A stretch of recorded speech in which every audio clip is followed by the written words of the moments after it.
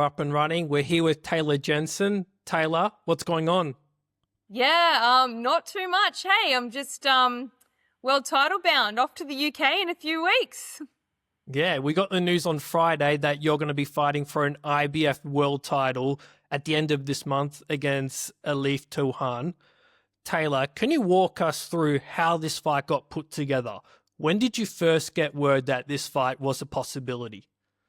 Yeah, look, I think I got wind that this fight could happen on Wednesday, and then I had the contract on Friday. So yeah, I didn't have too much notice, but as always, as boxers, we stay ready.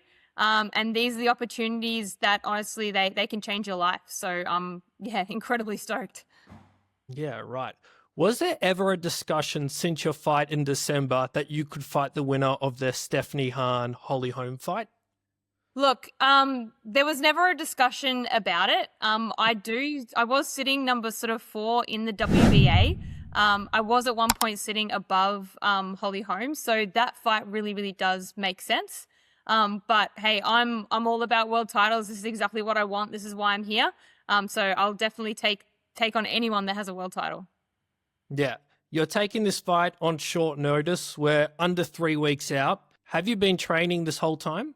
Yeah, look, I gave my nervous system a little bit of a break over Christmas. I still trained because I always train. It's just a part of my life. Did maintenance training. And then over the weekend, got back into full training. I actually jumped in the ring and did 10 by 3 minute rounds because I wanted to test myself with 3 minute rounds on Saturday. Yeah, so I'm good to go. I'm always good to go. Yeah, and how are you feeling physically at the moment? Physically, I feel fantastic. As I said, gave my nervous system a little bit of a break over Christmas. Didn't do a lot of boxing, but I still sort of hit the road and did a bit of strength work as well. So yeah, I feel fresh. I feel great. Feel ready to go. Yeah. Did she have another fight booked and an opponent fall out? Look, to be honest, I'm not 100% sure. I haven't gotten any wind or no one's told me anything about this. To be honest, I only just found out myself on Friday. So potentially she had someone else that they were looking at. That person couldn't make it, or potentially they just wanted to get someone last minute. Who knows? But at the end of the day, these opportunities that fighters have to take, and if they want to make it, that's just how it is. Yeah, and do you feel like this short turnaround between your last fight could actually be beneficial as you're still in fight shape? Yeah, definitely. As an athlete, I think I've been in fight shape for the last 10 years. I've been doing this for 15 years. I trained every single day. Usually in fight camp, I train 2-3 times a day. So this is really nothing new to me. I'm always active. I'm always ready to go. Yeah, and what do you make of Elif as an opponent? Look, Elif Nur Turhan has been on my radar for a little while now. I know that she has that knockout power, and she is absolutely dangerous. There's a fair few girls out there who are avoiding her at all costs at the moment because she does have that knockout power, and having that on your record probably doesn't look great if you're sort of going for those world title opportunities. But look, I feel like she's quite one-dimensional. That's what she has. She has that knockout power. I feel like she hasn't really been in there with a mover yet. I know she's been in there with some skill. Don't get me wrong. She's been in there with Olympians, gold medalist Olympians, I'm pretty sure, and she's managed to stop them. But it's a different ballgame. The pros is completely different to the amateurs. So I'm keen. I'm looking forward to it, hey? Yeah. So taking this fight on such short notice, is it difficult at all finding the right sparring partners who could mimic Elif's fighting style? Look, Australia's got some really good athletes, and actually some really good young male athletes, and that's generally who I'll spar leading into a fight.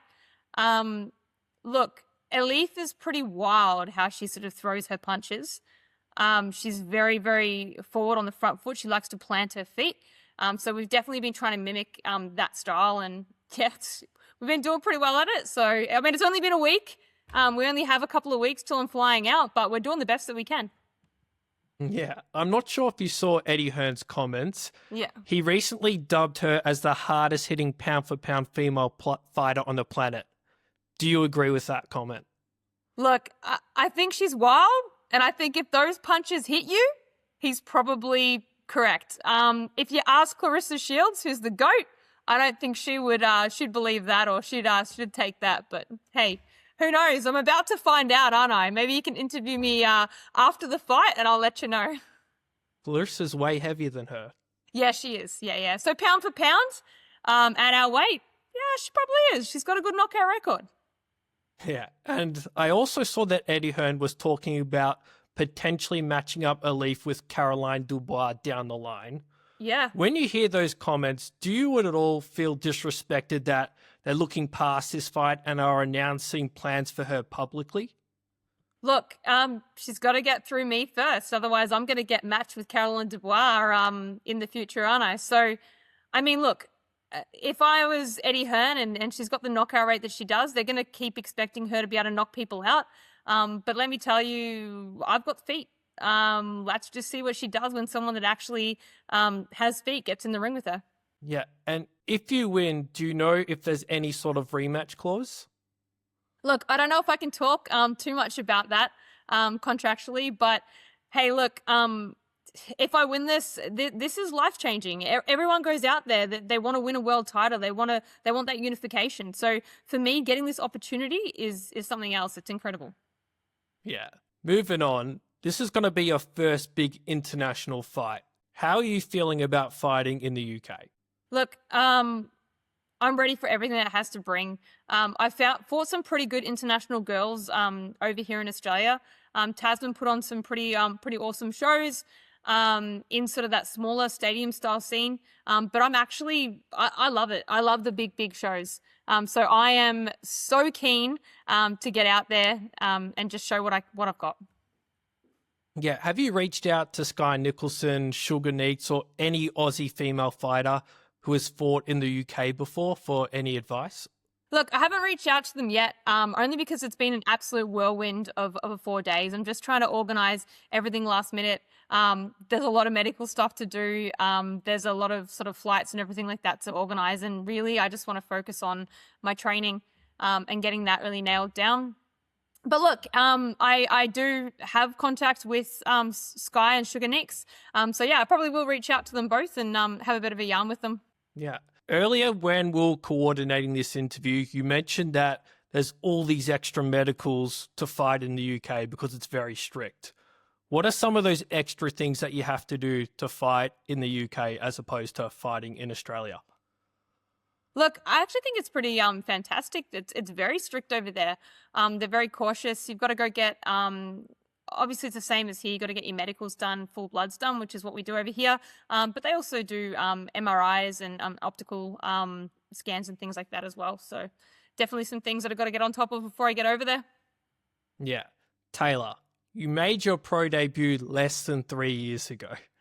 You're now fighting for a world championship in the UK on a matchroom card.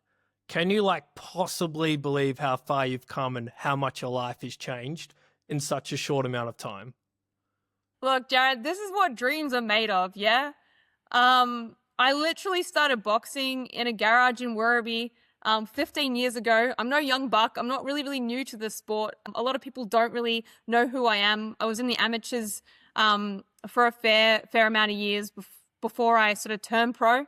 And I did that for a very long time. So I've just been sort of honing in on my skills. And yeah, look, this is incredible. This is what every single athlete dreams of.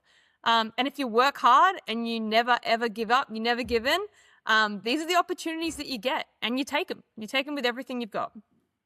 Yeah, Taylah, you're still serving in the army. What exactly are you doing there at the moment, and how long have you been serving for? Look, I've been serving for 10 years. So I was one of the first infantry females to go through that training and go to a battalion. And now I'm actually an ADF physical training instructor. So they call us a PDI. Yeah, so I really love my job. But yeah, I love boxing, probably even more than my job. I've always loved boxing. It's always been something that I've stuck to. So yeah. Yeah, and in what ways do you reckon serving in the army has impacted your boxing career? Look, I think it goes both ways. The serving in the Australian Defence Force, especially with the infantry battalion and being one of the first females to get through, there's a lot of grit, a lot of determination, everything that you need to have to be able to do that. It also instills a lot of good morals and ethics into you too. It's that never give in, never give up kind of attitude. That's what you have to have. A lot of mateship and stuff too. And I think that's kind of, that and the boxing kind of bounce off each other. No man's left behind or no woman's left behind. So they both go kind of hand in hand with each other. Yeah. And what would you say, what would winning a world title mean to you?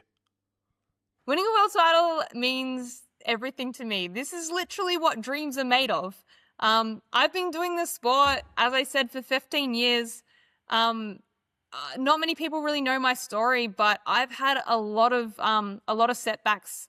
And I just keep coming back. I just keep coming back and I just keep coming back. And a lot of people ask me why I do this and why I'm still here, but this is why I'm here. I'm here for these opportunities. I'm here to make my dreams come true, my dreams a reality. I'm here to sort of show like other people and especially other women that if you want something, go for it with everything you've got. Never give up, never give in. And these are the opportunities that will come with time. So, yeah. Were there any times in your career where you had a bit of self-doubt? Oh, definitely.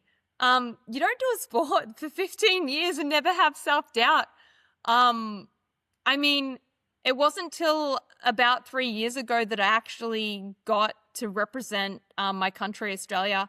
I've fought the likes of Skye Nicholson a few times. I've fought Ebony Bridges. I've fought some really, really good girls. And I was fighting girls. I'd had 10, 15 fights, and I was fighting girls that had 60, 70, 80, 90, 100 fights. Of course you're going to have self-doubt. Of course you're going to start doubting whether or not you belong there. But you know what? What I learnt throughout sort of my boxing is that everyone is human. Everyone's beatable. Going overseas, and I actually came up against the number one in the world overseas, and I lost on a split decision in the amateurs. And that really did change my mindset. It started to make me believe that I actually belong there, and I belong in this sport. So yeah, definitely. Self-doubt does creep in, but when you've done the work, you know that you belong. Yeah. Was there a particular moment, you mentioned the fight in the amateurs, but was there a particular moment where you thought that you could make something like really special of this career? Look, I don't know. I'm just a workhorse. Hey, like I will never, ever, ever give up. If I want something, and I see the potential there, I mean, there's girls like Skye Nicholson and Sugar Neeks and Ebony Bridges and that have done it. They're making something of themselves. So when I look at girls like that, and Desley Robinson as well, the fight mum too, man, they have world titles. Australian boxing, especially Australian female boxing, is absolutely on fire. And Kay Scott too, didn't mention her, and these are the girls that have never given up. These are the girls that just keep going. And if you keep going at something hard enough for long enough, you're going to get there. Absolutely. Kay Scott winning the unified champion, I think at 40. Yeah. Incredible Crazy. athlete, Kay is. So good on her. Well done. Yeah, women's boxing in Australia is flying. There's so many world-ranked female fighters at the moment. So many. It's great to see. Even it's come come such a long way in the last even 3 years. It has, definitely. And I think that's also because when you've got talent, it breeds talent. All these girls are going around, they're working together, they're sparring each other through like pretty much the whole of Australia. I mean, all the girls, they've just worked really hard. They've got great work ethic. And they, as I said, that they see an opportunity and they take it with everything they've got. They don't back down. So, that's the Aussie sort of through and through. Yeah, it's great seeing so many Aussie females doing it on the world stage, and Amazing. You're going to be the next one. 100%. Let's go. What's your prediction for the fight? Hey, I don't really like to predict fights. I know how well respected Elif Nur Turhan is, and I have a lot of respect for her as well, but respect does not mean that I'm ever going to back down. I mean, I know exactly what she has.